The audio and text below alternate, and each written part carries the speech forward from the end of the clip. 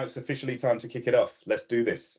So what I want to do is simply invite Freya from Vestas to come off mute and take it away with your presentation. Freya, today you're going to share on creating the safe space for conversation to flourish. So over to you. Thank you so much.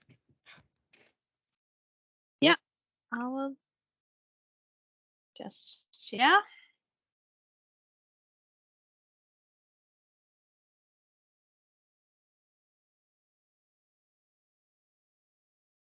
Yes, I hope you can see it now. All good, yeah. Yeah, thanks for inviting me. My name is Freya. I work for Vestas, where I am the head internal communication channels. So I work with a lot with our intranet and Viva Engage and our smaller channels like info screens and newsletters. Yeah, and I'm here today to talk about our journey in creating a safe space for conversation to flourish on Viva Engage in particular, but also in our comment sections on news, for example. Yeah. So just a quick introduction to our company, because it's important to know when we're talking about the audience here.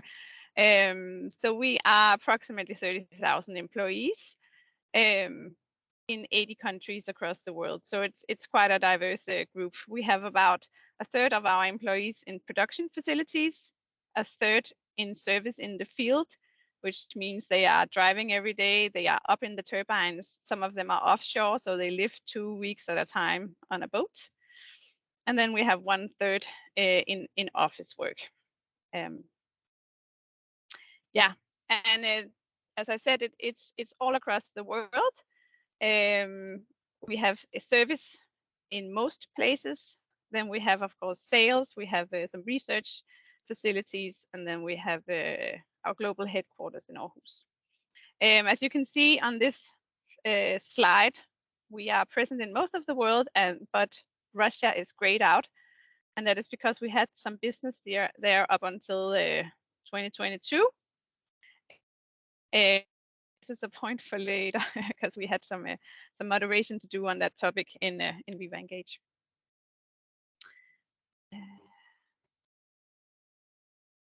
Yeah, and I just brought some pictures here for you to get a sense of the diverse work that we do in this company. So as I said, we have people out in the field, out offshore. We have people who just do transportation of blades, as you can see here in our nacelles. We have people who work in warehouses. We have office, of course. We have production facilities. We have assembly locations where offshore turbines, they are moved there and then assembled partly before then taken on a ship offshore. Yeah, and then we have parts and repair. So why are we on Viva Engage? We are on Viva Engage to strengthen our communication towards all employees. I think as it is for most production companies, we have a challenge reaching everyone who's not in an office because they don't necessarily go to the intranet every day to see news. So we wanted a platform where they can come and talk to each other as well and get best practice help, because some of our service technicians, especially, they can be very alone out in the field. Some of them just work one at a time some days, but usually they have a small team and can be quite disconnected from the rest of the company. And so we also realized that we actually don't have one channel to reach everyone, which is a problem, and it was especially apparent during Corona. And we can see from our employee satisfaction survey that especially in service, we have an issue with people feeling disconnected. Yeah, so we have these principles. We want to go from isolated to connected, from a job to a community, and from individuals to a sense of belonging. So that's the headline of why we are rolling out Viva Engage, and we're still in the middle of it, so I don't have all the answers, but this is how far we've come and the thoughts we've thought about it. Yeah, then of course there are some potential risks, and I think the most important one and the one you hear the most is it's a place where everyone can communicate. So we will also probably hear from some critical voices. And do we want to hear all the critical voices? But our answer is, of course, that they're going to be critical anyway. So we might as well have them be critical in a way, in a place where we can then have a dialogue, where we can know what it's about, and then facilitate, that maybe we can do something about that. And then we have another risk that might be very specific to our company. But we have a lot of safety guidelines, and we have a lot of IPR and patents. So we have a lot of restrictions on photos. And I have had legal in my inbox going like, can we just remove upload of pictures to Viva Engage? To which I said, no, we cannot, but I will try to make some good guidelines. Yeah. Because what's the point if we can't upload pictures, right? So how do we minimize the risks then? Of course, we've created guidelines. So we've created internal social media guidelines, we call them. They are for all employees to know exactly what we expect of them in the platforms, and what the platforms are meant for, because it's not necessarily meant for everything. And then I have created moderation guidelines. So we can have moderators that can help our colleagues then follow the internal social media guidelines. Then we delegate responsibility and train, because I can, of course, not as sole person keep track of 30,000 people. So we are appointing regional anchors and community moderators, and we're training them, and we're in the middle of that process. And then we are going to train all people leaders in service. We have started in LATAM. And then we're going to make training available for all employees who want it. And I brought a little snippet here. It's maybe it's a little small, but I think you will get the slides afterwards. But basically, it's we have two kinds of training for everyone. So it's just like a platform training. How do you find Viva Engage? What do you do? How do you make a post? How do you make a poll? You can like and add mention people. And then there's some communication training in about like how should you communicate in a good way, trying to understand the audience. That's a lot of what often goes wrong, is maybe you're communicating somewhere where you haven't fully understood who the audience is. Then we have communication and moderator training for the community managers, and we have communication and leadership training for leadership. And then we have an analytics training that's not done yet, but that's going to be for everyone interested, especially community managers. Yeah. So our moderation principles, we've already seen some issues where we've had to step in and correct some behavior. And these are our guidelines. So always be polite. That's very important. We always answer in a calm and respectful and kind manner. We explain and give examples. We remember that we are all colleagues, because that is basically the point. We should all feel good about coming here. But of course, we also have to be firm. So we do set clear boundaries when we see something that is not okay. And we point to official policies and guidelines to substantiate. Usually I have a second slide that I haven't brought today, because it's mainly links to our code of conduct, to our social media guidelines, and to other documents that holds some good text for linking to if you have to moderate something. Then you can go, well, it says so in our code of conduct here that we behave in this way. So it's always good to be able to substantiate. Then we assume good intentions. Many comments need interpretation. And I have some examples of comments where I've needed to interpret. And then we always assume good intentions. So I never go into a discussion with thinking people mean bad in any way, but sometimes they need maybe to correct their word use to be able to get their sentiment across in the best way. So if something is not clear, we ask questions. Things can get lost in translation, and we see that especially in a global company with as many different backgrounds as we have here. We have language barriers and cultural differences, and they are playing a role. One example that I didn't bring in the next slides is we have a very active compliance community in India, and they love making memes. And they're all made up of Indian movies that a lot of us outside of India, we don't know. And sometimes they are like, depending on how you look at them, you're actually not sure whether they are meant to be like sexual harassment is a bad thing or a good thing, because we just don't understand the reference. But here I always go into it like, I assume since it is put up in a compliance community that of course they mean harassment is a bad thing. But I love that community personally. It's many great memes. Always be constructive. So we never go in and just say like, you can't do this. It's like we always then give an answer. So what would we prefer that you do instead? If you have an opinion, of course, you should be able to voice it, but maybe you need to then explain it more or use different words. And then we avoid deleting. We want to foster open dialogue and psychological safety for all. So it's best to take the dialogue in the open and set a good example. Deleting is a big topic that we've talked a lot about, and I will come back to it because we did actually delete some stuff. And there was a huge discussion around that. And afterwards we've decided we will, as much as we can, avoid deleting. Yeah. And then I just love this Michelle Obama quote. So it got in there. When they go low, we go high. That's my mantra. So yeah.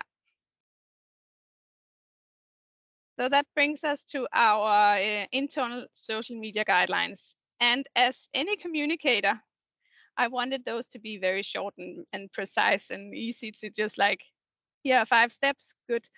But in reality, that it didn't happen. It started short, and I had discussions with legal, with our DEIB team, and then they kind of grew. But I will get into it. So first of all, it starts like this. Welcome to Viva Engage. Our goal is to provide a dialogue-based collaborative environment. So a setting like this is what it's for. We want to foster professional communities across locations. Then we have 7 house rules. The first one is safety. Because we are a production company, safety is always our first rule. We start all meetings with a safety moment. It's a big thing for us. So it's of course the first rule here. We want to have both psychological and physical safety. Yeah, so think about how you talk, and if you upload pictures, don't have pictures that show something that is against our safety guidelines. That was actually the example. We saw some pictures where legal contacted me and said, can we not have people upload? Yeah, because there was some issues there.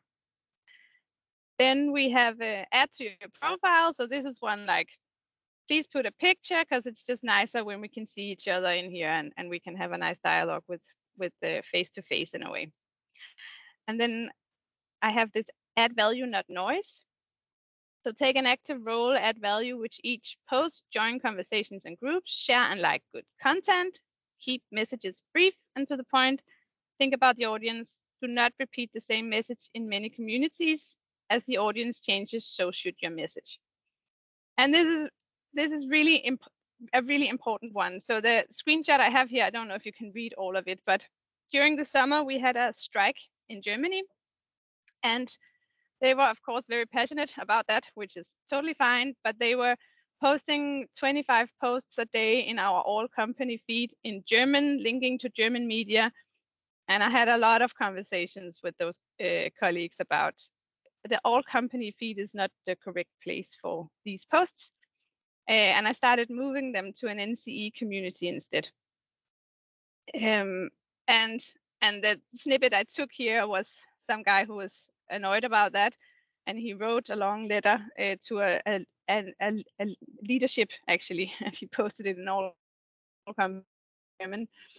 And so I just corrected him. I was like, please speak in English. I'm not sure, like he cannot answer that. I'm the one who's moving this, so you can just take it with me. And then he said, yeah, but I thought we could write in local language. And I said, you definitely can.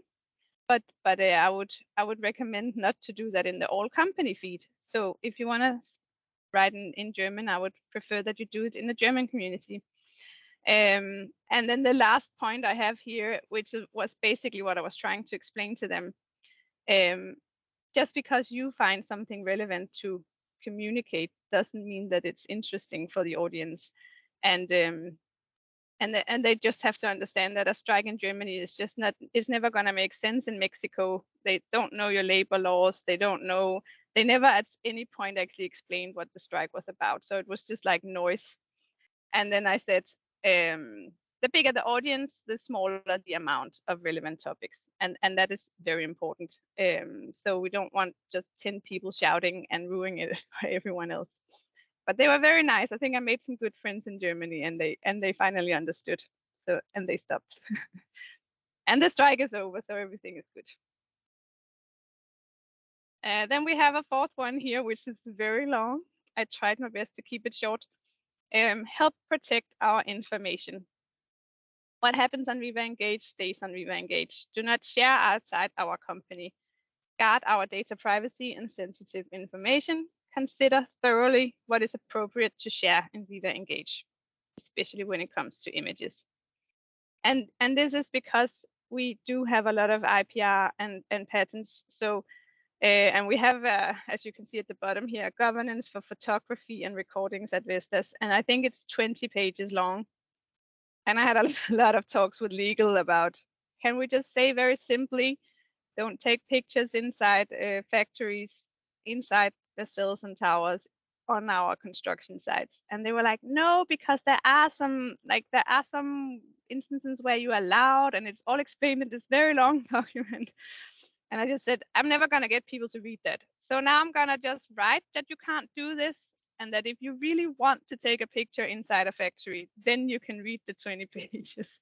Yeah, so that's how it is. And then what I inserted here as a snippet is a guy who uploaded some pictures from his work, which is great. We have a lot of beautiful turbine pictures on Viva Engage, and I love it. But sometimes they take a picture of something that's not so great. And then now, because we have SharePoint backend, I just go into the SharePoint site, find site assets, find the post, and then I can just delete the one picture that is the problem. And that is why you see a gray box here, because I deleted one of his pictures instead of the whole post. And then I just wrote to him like, hi, thanks for sharing, it's great. Just want to let you know that this one picture was the problem. So I have deleted it. Yeah. Then we have 3 more. These are the last 3. So of course we want to collaborate. Feel free to create groups and share with colleagues. It's great. Please try to write in English, but otherwise we can translate. Be polite and keep it professional. You are personally responsible for the content you post to our communities. It is acceptable to disagree. We all have different opinions, but please do so in a respectful manner. Be sensible and polite and aim to be constructive. And this is important to have in there, because I think this is what people sometimes forget. It's like sometimes you see on Facebook or other big social media that people get very angry and they write something, and then sometimes it happens internally as well. And here it's our job to just say, but we are all colleagues here, so we, in a way, we are all in it together. So don't start off being negative, like try to be constructive. And the picture I have here is a post from a Russian colleague who posted this in July last year. And it basically just says like, hey, it was a great day with the Russian service team. Happy to be working, right? And then a picture of the team. And then a guy wrote this like a year after here. He's writing, is there no one moderating this? Why was this allowed to be posted in July of 2022? And basically, I'm just going in and saying, well, we're all colleagues here, and I do understand that the Russia-Ukraine, it's a Ukrainian colleague who wrote this, that it's a sensitive topic at the moment. As long as you're an employee, you're welcome. I don't see any references to the war. And I mean, we're not gonna moderate on, just because you have a nationality. And then we had a great talk, and he was like, "Oh, I see, that actually makes a lot of sense." But there's also another comment here that might be an issue, and that was. And then I reached out to a manager, and we had he wrote something, and it was closed in a good way. I think he also reached out. So we also see this once in a while, and that's also why when it gets difficult, because some of these topics are very emotional for people. So the strike is of course emotional for the people in it, and here we're talking about a war in your country. So I also totally understand that might not be nice to look at, and then it's just my job to address it in a good manner.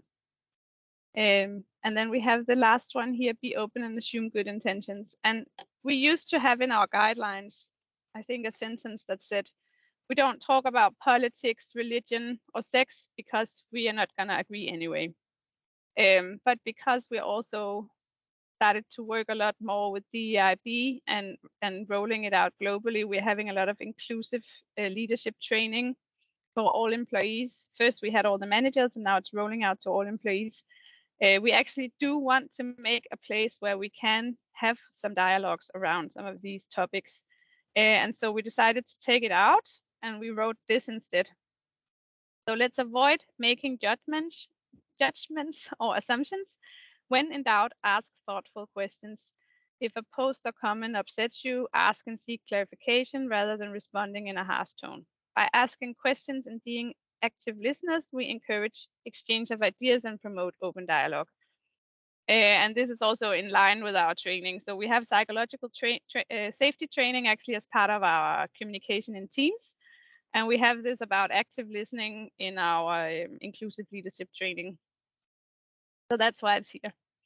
And yeah, you're all giving thumbs up. It sounds great, but but we did have some bad examples of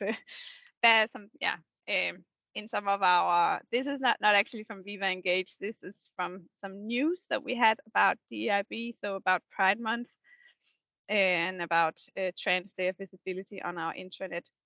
And so the first one is just someone saying like, we have a lot of stuff about LGBT community in the US. I was like, cool, can you add a link? And here's a link. And then someone wrote, is this where I can join the Alphabet Club? And a lot of my DIB colleagues, they were like, this is meant as a negative thing. They are obviously like taking the piss. But I said, like, I'm gonna give that person the benefit of the doubt, and I'm just gonna answer it like that was an actual question. So I just wrote like, yes, this is where you can join for AME. We have clubs for all over the world, and then I didn't hear anymore. And some of my DIB colleagues reached out afterwards and said, like, I think actually this was the best way to shut that down. Just don't go into it. And then we haven't had another article where it kind of took off a little bit. Someone posted a comment like, this is brainwashing about Pride Month and something, and then I deleted that. And I think I that's what I have here. I was like, I deleted this because it was like too harsh. And then that person actually commented again and said, like, I'm sorry, I didn't mean to offend anyone, and then elaborated actually on what was the criticism. And it was why I was spending so much time and money on the DIB agenda as a company when we're struggling a little bit. Shouldn't we spend our time and effort on handling quality issues or getting sales up? Which is a fine, like, that's a fair point. And then there was a good dialogue afterwards, where some colleagues were like, sure, but like, we also need to do the DIB thing. And they had a good dialogue. And then another colleague came in and was like, are we deleting stuff? This is 1984 and censorship. And I was like, really? And then so I'm answering here why I deleted it. It's like, it's not everyone who can, it's me. I do it on the grounds of these guidelines. It was too harsh of a tone. I'm really happy with the dialogue that took place afterwards. So it's like I feel good about it. And then that was fine. And then another colleague wrote, "Leave the children alone." And this is an example of I'm also mindful of time, but this is an example of like a dog whistle. So it sounds pretty what do you say, like, yeah, sure, we can all agree, like, of course we shouldn't harass children. um but it was like you had to read between the lines to understand that that was really really an awful comment. And what we did was we asked a couple of times, like, can you please elaborate on this, like, I don't understand what this means. And then it was elaborated a little bit, like, of course I believe everyone has a right to be here, but blah blah blah blah blah, and leave the children alone. And then some colleagues started commenting, I think he means this, and then referencing stuff, and it was like, yeah, it was really bad. And I was just like, okay, we're gonna delete this too. And then that person got very upset, and then this is my answer. So it's like, he's asking, why did you delete it? And I'm basically saying, because I perceive that to be very hurtful. You did not explain what you meant when we asked, and so I had to interpret, and on that interpretation I deleted it. Won't go into why here, because, but you can contact me, and then we can have a talk about it. And he actually did. So we did have a talk about it over Teams, because I didn't want to repeat it in the chat. So these are examples of me being, I think, still polite, but very but it was just, it made so much noise that we deleted stuff. So now we decided we're not gonna do it. We're gonna appeal to the people to delete it themselves, maybe, so it doesn't look like it's censorship from the management. Yeah, and this is just the ending. So if you see anything you don't like, because I can't be everywhere, then please reach out. It basically says that. And that's the end. Thank you so much, Freya. For a question. Yeah. Yeah, there's I'm going to say there's like 1 minute to call out a single question. I'm going to jump into the Q&A now. Freya, if you have time to stick around and go into the Q&A, yeah. There's a bunch of questions in there. It would be great if you could respond to people there. I'm going to pick on one question that caught my eye, and it's around, how do you ensure that people know your guidelines, the 7 house rules? What structure do you have in place to get people to know that? Yeah, that's a good question. So of course it's in Viva Engage. There's an official usage policy, I think, and then it links in. And when you update it, you can actually say, like, prompt for everyone. So the first time they go to Viva Engage afterwards, it will open up in their face. But otherwise, I have asked community managers to please pin it as a, you can pin some links in your communities, so it's obvious also as a pinned resources in our big communities. But otherwise, I link to it as much as I can. Every time I write to people, I'm just like, here are the guidelines. Yeah, but nice. That is a challenge. Yeah.